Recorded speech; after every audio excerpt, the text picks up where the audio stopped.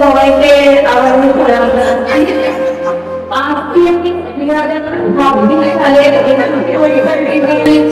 বিমার ও বার্ষিক সামনে থেকে সবাই একত্রিত হয়েছি। আসলে আমরা গাম্ভীর্যপূর্ণ মানসিক অবস্থায় আছি। আমার কাছে মনে হচ্ছে তোমরা ঠিক ততটাই উৎসাহিত।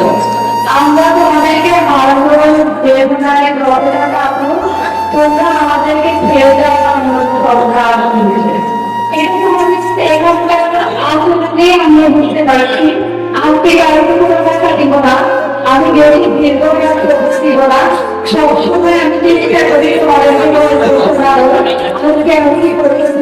একটা করেছে। আশা করি তোমরা আমাদের সবাই শুনবে। আমার বক্তব্য হচ্ছে এক ধরনের ভিডিও বলবো। আমার খুব মনে করছে এক বেলুনরা পার্কে বেলুন বিক্রি করতো, নানা ধরনের বেলুন বিক্রি করতো। যখন দেখতো ওদের তার কমে যাচ্ছে, তখন তিনি বেলুন হঠাৎ করে একটা বেলুন আকাশে উঠিয়ে দিতেন। সব বেলুন কিন্তু অনেক উপরে উঠে যাবে না, দুই একটা বেলুন যখন উপরে উঠে যেত তখন ছোট ছোট বাচ্চারা এটা দেখে খুব সুন্দর অনুভব করতো এবং তারা বেলুন নেওয়ার জন্য ছুটে আসতো। এই বিষয়টা একটা ছোট বাচ্চা ছেলে অনেকক্ষণ মনে পর্যবেক্ষণ করলো। ছেলেটা দেখতে কালো ছিল। সে বিকেলাকে বললো যে আপনি যদি কালো বেলুন আকাশে উড়িয়ে দেন তাহলে সেটা অসুবিধা যাবে। তখন বেলুন বিকেলাকে বলেছিল বাবা রঙের জন্য বেলুন উপরে উঠে, এই যে বেলুনটা আমি আকাশে উড়িয়ে দেই সেটার ভিতরে হিলিয়াম গ্যাস আছে, যার কারণে এটা এত সুন্দর। এখন আমার এই গল্পটা আমার উদ্দেশ্য হচ্ছে সবাই আমি জানি তোমরা কতটা সিরিয়াস, বাট আমি চাই তোমরা ওই হিলিয়াম গ্যাস প্রতিবেদনের মতো হবো, যেন তোমাদের আকার আকৃতি চেহারা আর্থিক সামাজিক অর্থনৈতিক অবস্থার কোন কিছু যেন তোমার জীবনে বাঁধানো হয়। এর মানে হচ্ছে নিজের ভিতরে কিছু অর্জন করো, নিজের ভিতরে কিছু যেন থাকে সেটা নিয়ে পরীক্ষা করে দাও। কারো আস্থায় কারো ভরসায় পরীক্ষা করে যাবে না এবং যোগ্যতায় পরীক্ষায় অ্যান্সার করে আসবে। এইটাই হচ্ছে আমার তোমাদের বার্তা।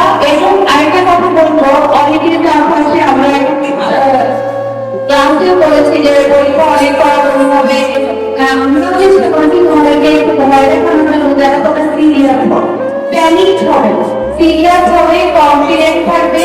আমার সাবজেক্ট ইংরেজি, আমি একটা কথা বলবো, ইংরেজি এরকম একটা বিষয় যারা মোটামুটি প্রশ্ন করতে পারে তারা মূল্যায়ন করে আসতে পারবে যদি তার বুঝতে ইচ্ছা হয়।